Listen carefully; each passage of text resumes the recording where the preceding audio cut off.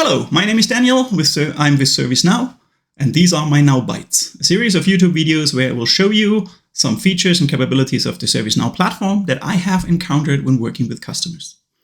For this particular video, I want to show you the Google Drive Spoke and some features it actually can do with very limited setup on your side. There will be a second video going into the technical details of how it has been done. This one is just highlighting the capabilities. So let's get into that.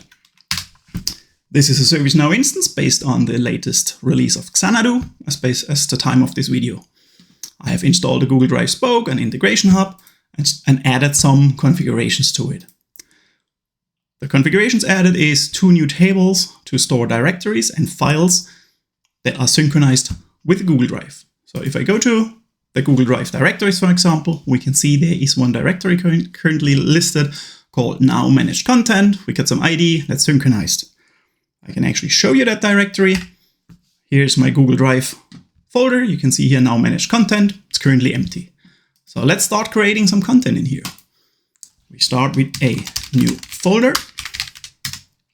A folder for YouTube video. It needs obviously to be in a parent directory. So let's select the Now Managed Content, save that record, and this will trigger our integration hub. It's a flow that I created in the back, and voila, the new folder has been generated on the Google Drive. That was easy. Folders are not all, so let's go and try some files. Let's go to Files. There's currently nothing in here, so let's create a new file. We just drag a file onto that record. You can see we got a sample PDF file.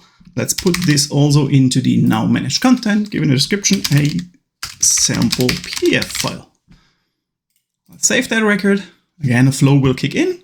We'll take that file. That takes a little longer because it actually does need to upload the file to Google. And again, we get a correlation ID back. You see the name of the record has been updated to match the file name. And voila, our file has been created on Google. We can also obviously change stuff around and modify content. So for example, let's move that one. We have a new subfolder or a new folder. Change that. We'll save it. Again, it will take a couple seconds to synchronize that change, and we should see that file disappear here. If I now navigate on my Google Drive into new folder, file is here. So we literally moved the file to a new place. There's another feature we can do. Let's go back one folder, go to Google Drive Files again. Let's do a new file. But this time we say we want to have a shortcut. The shortcut is link to my sample file. We want to have that in the top root folder, Now Managed Content, and we want to have the shortcut to sample.pdf.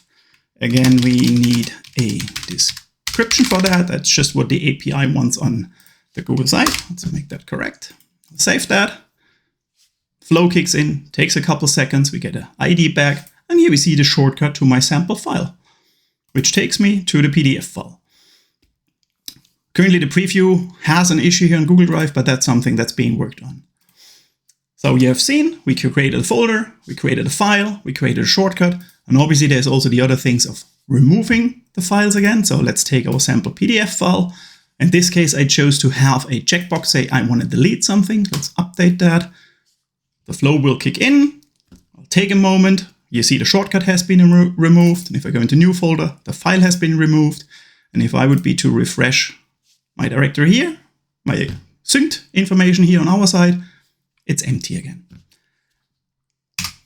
So that was my first video here, just showcasing you a little bit on what the Google Drive Spoke can do. I said there will be another video coming shortly to show you how this has been done, how the login and authentication against Google works, and how to build your own flows with that. I hope you liked the video. Bye-bye.